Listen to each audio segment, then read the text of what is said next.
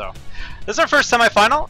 It's Reavus, our Terran player, versus Formortiis, our Zerg player, on Valhalla Residuum, which I think I have played on once. This is a map made by Amnesia.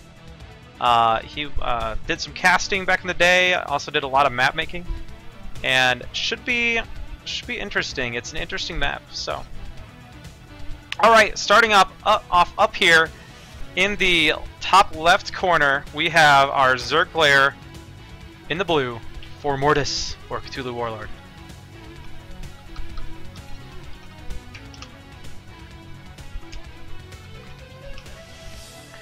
And in the bottom right corner, our red Terran player, he is Reavus.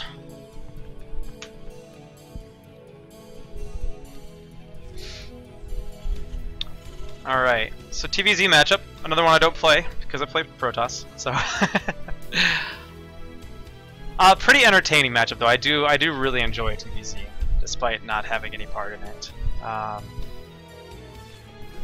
Some pretty cool micro opportunities, especially when you get the Mutalisks involved or Marines dancing around lurkers. A lot of fun. So let's take a look at this map for a little bit here in the beginning of the game. Pull up the production tab so we don't look like total fools while we're doing it. So, pretty decent sized main base, not huge. And then the natural has kind of a double choke here.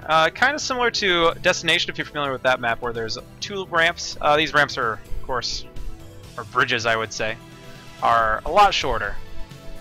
And then for your third base, there's a couple options. There's this pocket, whoa, third, and we'll stop talking about the map for a little bit because Reavus is getting a little bit cheesy. So we're seeing a decent amount of some cheesy plays here in the DE tournament. So not necessarily a bad strategy, and he's got two of them on the way. He's got one here at this kind of tiny base. This is a tiny base. Oh my word. Also doesn't have a lot of minerals, so I suppose it's easy to defend, but doesn't have a whole lot. But I mean, it's got a gas geyser, so you can't complain too much. As I was saying, though, that's your other option as a third. You're not going to get the mineral income, but it is tiny. Crazy. Alright, so we're going to have Reavus is going to just start pumping Marines so fast. Now, did Formortiis, did he see the whole base? Yeah, he saw that there was nothing here, so he might start getting a little bit suspicious here. But I don't think he's seen any of these, has he? No. No, he's going to get an idea of something happening, and we've even got the bunkers coming up. Oh, and this hatchery's not going to see anything. There's no Overlord here to spot. Oh, man. It's going to be pretty tough. He does have a spine crawl up already, though. That's a little interesting. Oh, man. He's not going to be happy when he sees this. He's going to go ahead and cancel, though. He gets the cancel, so, you know, he hasn't lost a whole lot yet. But he needs to try to get his spine crawler in a decent position and work with those Zerglings there. So the spine crawler will be able to hold off. This bunker's not going to be able to get up at all. That gets canceled out. So given the situation, Formortiis has responded pretty well. It would have been great if he would have been able to see that bunker coming down, though, with an Overlord here. But he had sent his second Overlord across the map as well to get a little scout off. But he was unable to see the barracks on the map.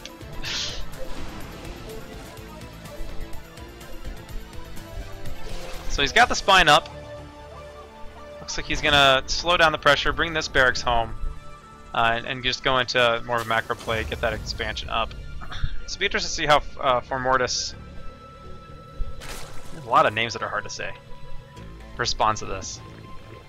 He's going to go ahead and get that in-base macro hatchery because you do need that larva production. You need to be able to create them units. And he's getting the Baneling nest. Ooh, I hope he knows how Banelings work in Starbow. Because there used to be a more traditional Baneling in Starbow that was removed a while back, and they added in a Baneling that has an armor debuff effect, which can be pretty cool and effective. Really make your Lings tear things apart really fast if you get a couple Baneling hits, because that debuff does stack. So can't afford to keep losing these Zerglings that way, though. And it'd be really nice if he had gotten his Spine Growl out to the edge, because those Marines would never come up there. The Spine Crawler was at the edge.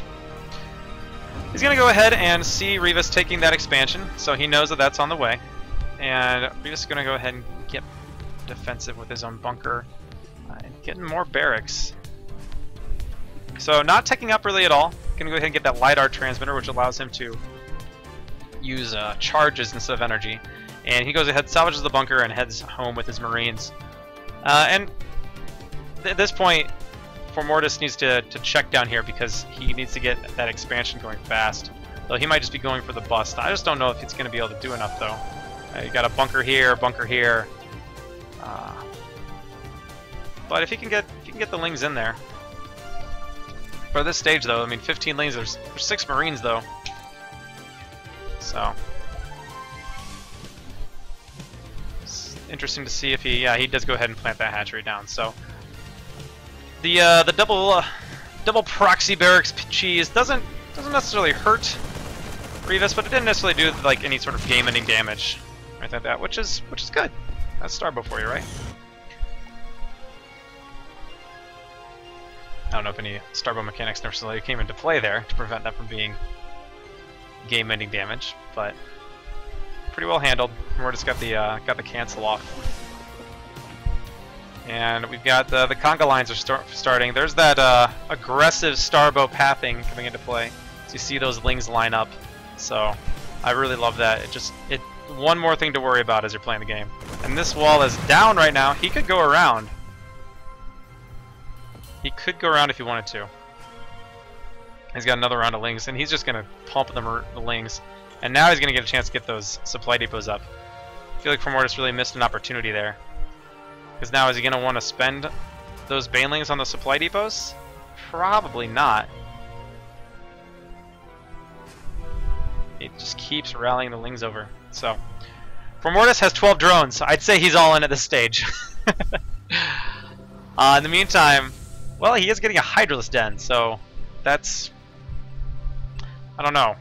And he's built a few drones too, so I feel like if you're going to go all in, go all in. If you're not going to go all in, then don't build that many Zerglings. Not sure what he's doing, honestly. Keep building drones at this point. He just doesn't have the income to really pump anything right now. All right. They really missed an opportunity there while that wall was not up, and now he's just going to keep adding on depots and adding on depots. He's going to keep feinting outside of the base, and Reavus is just going to get safe. He has no idea if there are Mutalisks coming, but he does not want to take the chance. Get those turrets up. You might as well. Mutalisk can absolutely wreck you if you're not ready for him. Acknowledge the goat thing. Let me talk about the goat thing. This guy right here, a Tastalope. Oh my gosh, it's named after Tasteless. That's pretty crazy. Looks like he got an eye in the middle of his forehead. All right, but we have an engagement here. Yeah, and this Zergling army just doesn't stand a chance against this kind of bio. It's got the medics, got the fire bats out. It's not going to accomplish anything. Okay, we can take a look at this guy now. Oh. Let's see there. That is one ugly dude. Yeah, that's a weird goat. It's a very weird goat. So Formortiis is going to go ahead and he's going to try to get his third up. At this stage, he's still so far behind in workers, and just in general. And the bio death push. This is the right decision, though, potentially for him. If he can get up a nice city with some nice spine crawlers, counterattack with the Zerglings, it's really his only chance. And right now the wall is down, so if he can get in there before that wall comes back up, that could be huge for him. Reavus is waiting, and these spines are going to be able to finish up. If he can pull off some of the nurturing swarms with those... Oh, and sorry, they did get in. Zerglings are in. They're going to get in here and try to get some work done on these workers. And not quite. All right, getting a little bit done. Still got a force out here. This hatchery is not going to survive. But in the meantime, there are quite a few Zerglings in the main base. They're going to start tearing everything down. Oh! Large number of... not a large number. Very large number of SCVs. Just one fire bat. Got a few Marines. Go ahead and clean that up. In the meantime, the front is being attacked as well. Baneling hits go down on the supply depots. These Zerglings are going to try to get done what they can. In the meantime, this is probably not an area that Reavus wants to attack into. So, he's going to go for it, though. Actually, oh, he needs to get those transfuses. Nah, just too much bio here. If he'd had some of those Zerglings back home, or had produce a few Hydralisks, maybe you'd have a chance there, but yeah, that bio firepower with those medics makes a huge difference. So.